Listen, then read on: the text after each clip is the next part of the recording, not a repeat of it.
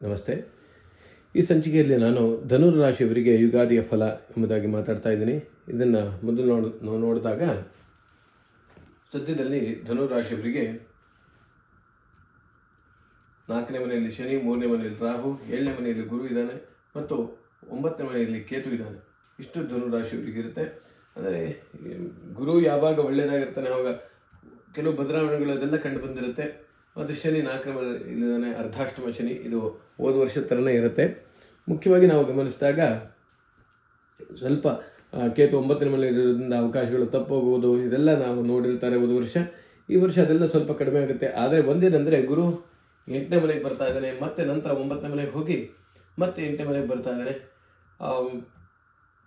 ಮೊದಲನೆಯ ಮತ್ತು 3ನೆಯ ಈ ಒಂದು ಭಾಗಗಳು ವರ್ಷದ ಏನಿರುತ್ತೆ ಚೆನ್ನಾಗಿರುತ್ತೆ.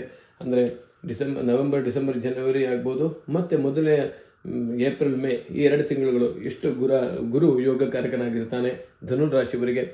ಈ ಕಾರಣ ಧನುರ್ ರಾಶಿಯವರ ಬಗ್ಗೆ ನಾವು ಗಮನಿಸಿದಾಗ ಧನುರ್ ರಾಶಿಯವರಿಗೆ ಶುಭ ಮೂಲ ನಕ್ಷತ್ರ, ಪೂರ್ವಾಷಾಢ ನಕ್ಷತ್ರ ಮತ್ತು ಉತ್ತರಾಷಾಢ ನಕ್ಷತ್ರ ಮೊದಲನೇ ಪಾದ ಇಷ್ಟು ಧನುರ್ ರಾಶಿಯಲ್ಲಿ ಬರುತ್ತೆ. ಧನುರ್ ರಾಶಿಯವರಿಗೆ ಶುಭಕರವಾದ ದಿನಗಳೆಂದರೆ ಭಾನುವಾರ, ಮಂಗಳವಾರ, ಗುರುವಾರ ಮತ್ತು ಶನಿವಾರ. ಇವರಿಗೆ ಶುಭಕರವಾದ ಬಣ್ಣಗಳೆಂದರೆ ಹಳದಿ ಮತ್ತು ನೀಲಿ ಬಣ್ಣ. ಶುಭಕರವಾದ ದಿಕ್ಕು ಅಂದರೆ ಈಶಾನ್ಯ ಭಾಗ ಮತ್ತು ಶುಭಕರವಾದ ಸಂಖ್ಯೆಗಳು 1, 3, 8, 9. ಫಾರ್ ಧನುರ್ ರಾಶಿಯವರಿಗೆ ವರ್ಷದ ಮೊದಲು ಮತ್ತು 3ನೇ ಭಾಗ ಈ 4 ಭಾಗ ಮಾಡಿಕೊಂಡ್ರೆ ಮೊದಲನೇದು ಮತ್ತು 3ನೇದು ಇದು 2 ಒಳ್ಳೆಯದಿರುತ್ತೆ. ಅದು ಬಿಟ್ಟರೆ ಚತುರ್ಥದಲ್ಲಿ ಶನಿ ಮತ್ತು ಅಷ್ಟಮದಲ್ಲಿ ಗುರು ಬಂದರೆ ಅನಿರೀಕ್ಷಿತ ಆರೋಗ್ಯ ತಪ್ಪೋದು ಇದೆಲ್ಲ ಸಾಧ್ಯವಾಗುವ ಸಾಧ್ಯತೆ ಇರುತ್ತೆ. ಮತ್ತು ರಾಹು ವರ್ಷಾಂತ್ಯದಲ್ಲಿ ರಾಹು ಕೂಡ 2ನೇ ಮನೆಗೆ ಬರ್ತಾ ಇದ್ದಾನೆ. ಅಂದರೆ ಕುಟುಂಬ ಸ್ಥಾನಕ್ಕೆ ರಾಹು ಬರೋದರಿಂದ ಈಚೆಯಲ್ಲೇ ಚೆನ್ನಾಗಿರ್ತಾರೆ, ಮನೆಗೆ ಬಂದರೆ ತಲೆನೋವು ಬರುತ್ತೆ, ಈ ಥರ ಎಲ್ಲ ಶುರು ಆಗುತ್ತೆ. ಕೇತು ಕೂಡ 8ನೇ ಮನೆಯಲ್ಲಿ ಬರ್ತಾನೆ. ಸ್ವಲ್ಪ ಅನಾರೋಗ್ಯ, ಕೇತು ಅಂದರೆ ಕಾಲುಗಳು, ಆ ಸಮಯದಲ್ಲಿ ಕಾಲು ನೋವು ಬರ್ಬೋದು, ಹೆಚ್ಚಿಗೆ ಪ್ರಯಾಣ ಮಾಡಿದ್ರೆ ಇದಾಗುತ್ತೆ, ಇದೆಲ್ಲ ಸಾಧ್ಯತೆಗಳಿರುತ್ತೆ. ಒಟ್ಟಾರೆಯಾಗಿ ಧನುರ್ ರಾಶಿಯವರಿಗೆ ಸ್ವಲ್ಪ ಉದ್ಯೋಗದಲ್ಲಿ ವಿಘ್ನಗಳು ಬರೋ ಸಾಧ್ಯತೆಗಳಿರುತ್ತೆ ಈ ವರ್ಷ. ಮತ್ತು ಯಾವುದೇ ಒಂದು ಹೊಸ ಕೆಲಸ ಮಾಡೋಕ್ಕೆ ಹೋಗಬೇಕು ಅಂದರೆ ಇವರಿಗೆ ಭಯ ಇರುತ್ತೆ ಈ ವರ್ಷ ಪೂರ್ತಿ. ಅದಲ್ಲದೆ ಕೆಟ್ಟ ಜನರ ಸಹವಾಸವೂ ಸಾಧ್ಯತೆ ಇರುತ್ತೆ ಈ ವರ್ಷದಲ್ಲಿ.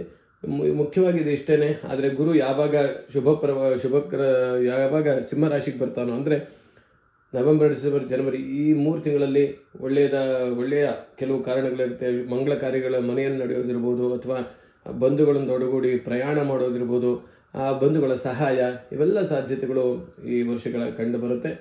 ಒಟ್ಟಾರೆಯಾಗಿ ಉದ್ಯೋಗದಲ್ಲೂ ಮತ್ತು ವ್ಯವಹಾರದಲ್ಲಿ ನವೆಂಬರ್, ಡಿಸೆಂಬರ್, ಜನವರಿಯಲ್ಲಿ ಮಾಡಿದ ವ್ಯವಹಾರದಲ್ಲೂ ಕೂಡ ಬಹಳ ಪ್ರಗತಿ ಇದೆ ಈ ವರ್ಷ.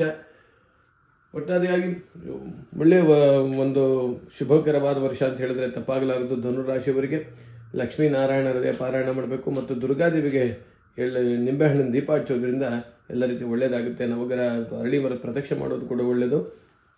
ಒಟ್ಟಾರೆಯಾಗಿ ಧನುರ್ ರಾಶಿಯವರ ಈ ವರ್ಷದ ಆದಾಯ ವ್ಯಯ ಗಮನಿಸಿದರೆ 11 ಆದಾಯ, 14 ಆದಾಯ, 11 ವ್ಯಯ. ಸ್ವಲ್ಪ ಇದು ಹಣವನ್ನು ಉಳಿಸ್ತಾರೆ. 6 ಆರೋಗ್ಯ, 4 ಅನಾರೋಗ್ಯ ಇದೆ, ಇದು ಕೂಡ ಚೆನ್ನಾಗಿದೆ. ಮತ್ತು ಸುಖ 6, ದುಃಖ 3, ಇವೆಲ್ಲವೂ ಚೆನ್ನಾಗಿರೋದ್ರಿಂದ ಧನುರಾಶಿಯು ಬಹಳ ಒಳ್ಳೆಯ ವರ್ಷ ಅಂತ ಹೇಳಿದ್ರೆ ತಪ್ಪಾಗಲಾರದು. ಆದರೆ ಸ್ವಲ್ಪ ಬದಲಾವಣೆಗಳು ಇದೆಲ್ಲ ಇರುತ್ತೆ. ಲಕ್ಷ್ಮೀನಾರಾಯಣರ ಪಾರಾಯಣ ಮಾಡ್ಕೊಳ್ಳೋದು ಬಹಳ ಒಳ್ಳೆಯದು. ದುರ್ಗಾದೇವಿಗೆ ನಿಂಬೆಹಣ್ಣು ದೀಪ ಹಚ್ಚೋದು ಸಹ ಮಾಡ್ಕೊಳ್ಳಿ. ನಮಸ್ತೆ.